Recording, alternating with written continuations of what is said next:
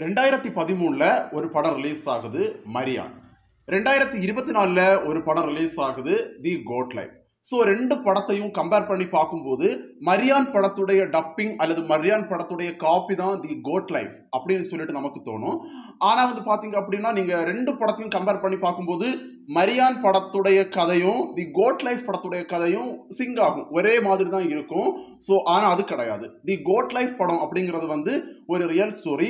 மரியான் அப்படிங்கிறது வந்து ஒரு படத்துடைய ஒரு டைரக்டருடைய ஒரு கற்பனை கதை தான் தி மரியான். ஆனா இப்போ வந்து பாத்தீங்கன்னா சோசியல் மீடியாவில் மரியான் படத்தையும் தி கோட் லைஃப் படத்தையும் கம்பேர் பண்ணி நிறைய பேர் பேசுறாங்க. ஸோ அப்படி கம்பேர் பண்ணி பேசுற அளவுக்கு அப்படி என்ன இருக்கு அப்படிங்கிறத நான் வந்து பேச போறோம். ஸோ வாங்க வீடியோவை ஸ்டார்ட் பண்ணலாம்.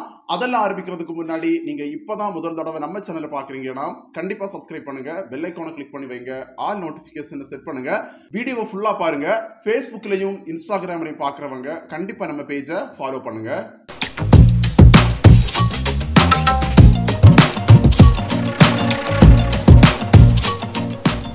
மரியான் 2013ல தனுஷ் பார்வதி நடிச்சு வெளியில வந்த படம் தான் மரியான் படம். அது ஒரு சூப்பரான ஒரு மூவி.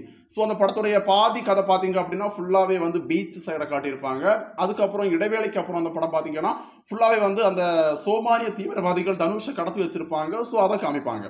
தி கோட் லைஃப் படத்தை பார்த்தீங்க அப்படின்னா ஸ்டார்டிங்ல இருந்து எண்டு வரைக்கும் பாலைவன சீன் தான் காட்டியிருப்பாங்க. நம்ம எல்லாருக்குமே தெரியும் தி கோட் லைஃப் படம் அப்படிங்கிறது வந்து ஆடு ஜீவிதம் அப்படின்னு சொல்லக்கூடிய ஒரு நாவலை தழுவின ஒரு படம் தான் தி கோட் லைஃப் மூவி. ஆனா மரியான் படம் பாத்தீங்க அப்படின்னா நீங்க மரியான் படத்தையும் தி கோட் லைஃப் படத்தையும் கம்பேர் பண்ணி பாத்தீங்கன்னா கதை ஒரே மாதிரி தான் இருக்கும். மரியான் படத்துல பாத்தீங்க அப்படின்னா தனுஷ் வந்து படத்துடைய ஒரு அரை பாகம் வரைக்கும் பீச்ல தான் இருக்காரு. பீச்ல லவ், ஃப்ரெண்ட்ஸ், ஸோ இந்த மாதிரி சுத்திட்டு இருக்காரு. படத்துடைய பாதிக்கு அப்புறம் அவர் வந்து வெளிநாட்டுக்கு வேலைக்கு போயிட்டு திரும்ப வரும்போது தான் அவரை வந்து சோமானிய தீவிரவாதிகள் கடத்தி வைக்கிறாங்க. ஸோ அதுக்கப்புறம் ஃபுல்லா வந்து அந்த டெசர்ட் அந்த மாதிரி தான் காமிக்கிறாங்க. ஆனா தி கோட் லைஃப் மூவியை பாத்தீங்க அப்படின்னா ஸ்டார்டிங்ல இருந்தே பிருத்திவிராஜ் சார் வந்து பாலைவனத்துல தான் இருக்காரு. ஸோ அவருடைய பிளாஷ்பேக் சீன் வரும்போது அவர் பாலைவனத்துல இருந்து நினைச்சு பார்க்கக்கூடிய நிறைய விஷயங்கள் தான் நமக்கு பிளாஷ்பேக் சீன்ல வந்து காமிக்கிறாங்க. மரியான் படத்துல பாத்தீங்கன்னா தன்னுடைய லவ்வரை காப்பாத்துறதுக்காக கடன் வாங்கின ஒருத்தனுக்கிட்ட கடனை மீட்டுக்கிட்டு வெளிநாட்டுக்கு 2 வருஷம் அக்ரிமெண்ட்ல வந்து தனுஷ் போறாரு. ஸோ தனுஷ் போயிட்டு வேலையை முடிச்சு வரும்போது அவரை வந்து தீவிரவாதிகள் கடத்தி வைக்கிறாங்க. ஸோ அவருடைய ஃப்ரெண்ட்ஸை கடத்தி வைக்கிறாங்க. கடைசியில் அவர் அங்கிட்டு ரொம்பவே கஷ்டப்பட்டு தப்பிச்சு வராரு. தி கோட் லைஃப் மூவியை பார்த்தீங்க அப்படின்னா குடும்ப கஷ்டத்துக்காக தன்னுடைய 8 மாச கர்ப்பிணியை தனியா விட்டுட்டு பிருத்திவிராஜ் சார் வந்து வெளிநாட்டுக்கு வேலைக்கு போறாரு. ஸோ அவர் போகும்போது அவரை ஏமாத்தி ஆடு மேய்க்க வைக்கிறாங்க.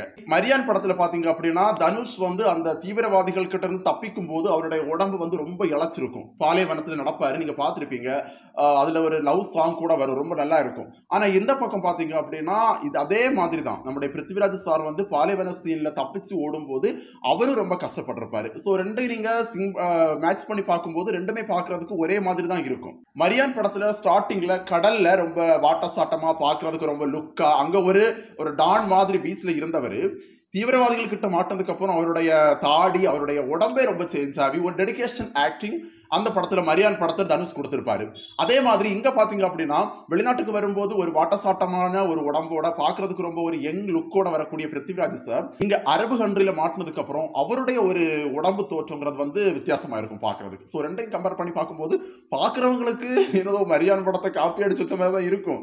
ஆனா அப்படி கிடையாது.